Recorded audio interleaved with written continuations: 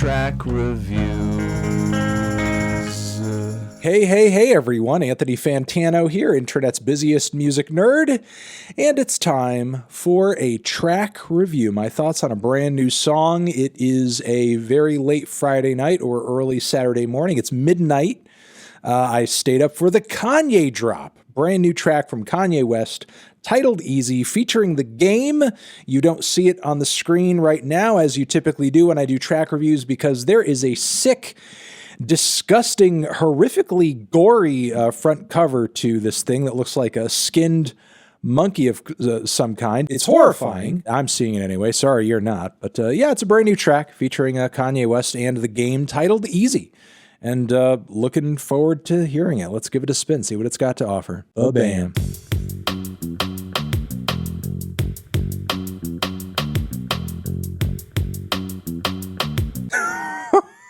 Oh, Lord.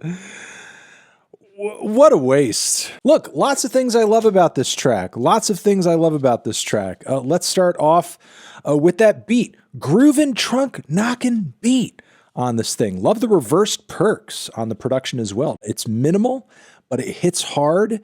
I feel like production-wise, this track is doing a lot with a little. It's not super dense. It's not super intricate. It has everything you need, nothing you don't. And even though it is very simple and straightforward, like many tracks on Donda, it feels really stark and kind of cinematic. I'm loving the smooth, epic, and very chilling synth chords on the track. And the track vocally opens up with The Game. And lyrically, I think he's in top form. Like, the shit he's saying on this track is gritty. Flow is great. Personality's there. Sounds like he really wants to be on this fucking track. He's hungry to be on this track.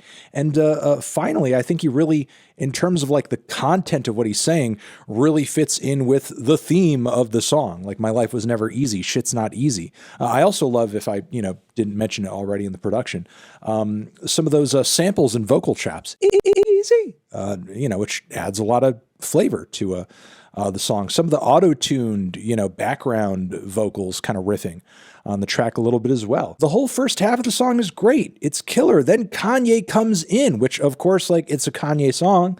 I'm excited for that. I want Kanye to come in, but the verse is trash.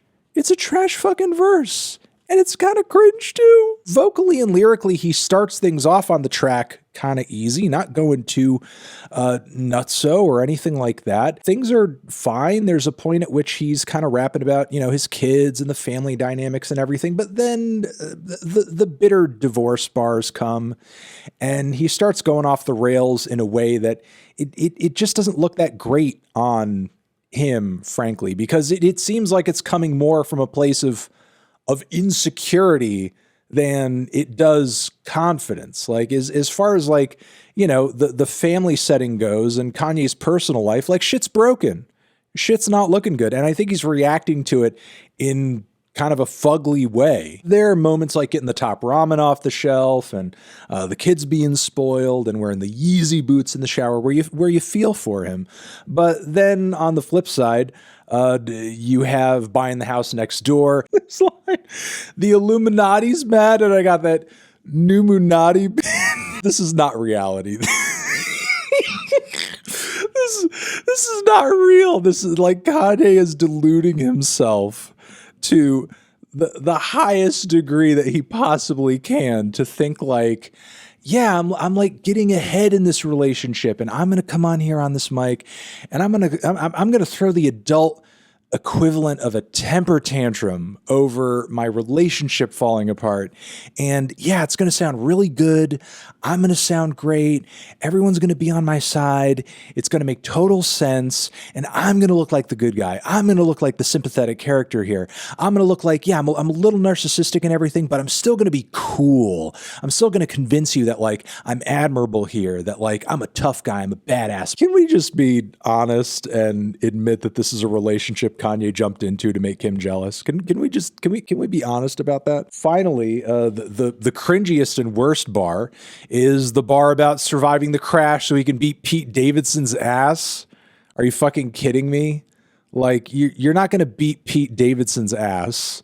Like, not even in a beautiful, dark, twisted fantasy. And if you did, It's probably going to turn out like you recently in that video beating that guy who was trying to get a picture, a photographer or a fan or a paparazzi. I mean, I don't know what the situation was entirely, but Kanye, you got to be Bjork with it, dog. You got to go in there, fearless, attack, show no emotion afterwards. Go in and out. You're done. No feelings. No getting upset about it.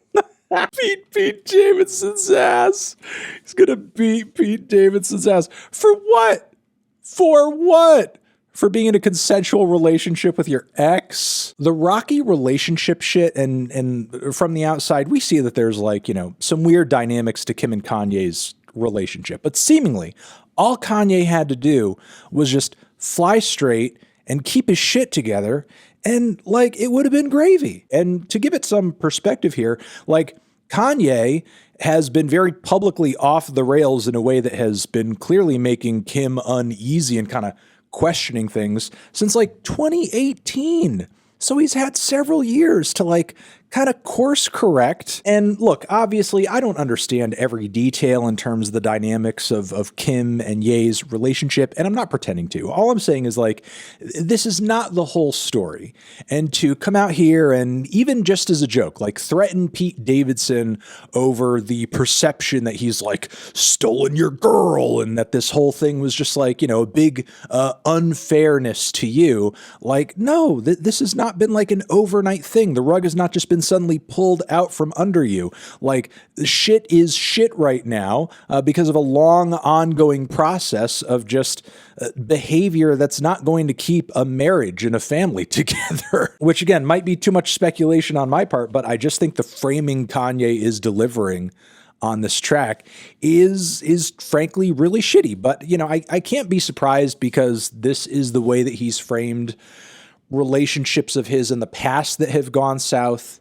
Like he always comes out looking like the guy who just got the short end of the stick and has nothing to do with like his behavior, unless he can take that bad behavior and glorify it in a song like Runaway. Where's Runaway Kanye? Where's the Kanye that said, hey, I'm an asshole. Hey, I'm trash. Hey, I'm broken. Hey, like my romance life is just nothing but a tragedy. Run away. This is just sad. This is sad. And on top of it, like the flow totally devolves on the back end of Kanye's verse. The singing sucks. It's a trash verse. It's a trash verse. It's a bitter verse. It's a fugly verse. Emotionally, it's just not a good look. It's kind of cringe. It's unflattering. Even though the game verse is killer and the production is fantastic, don't let that trick you into thinking Kanye's performance and writing here is anything less than unfortunate. And I'll leave it at that. Those are my thoughts. You guys are the best. Over here next to my head is another video that you can check out. Hit that up or the link to subscribe to the channel. Anthony Fantano, Kanye, easy. Forever.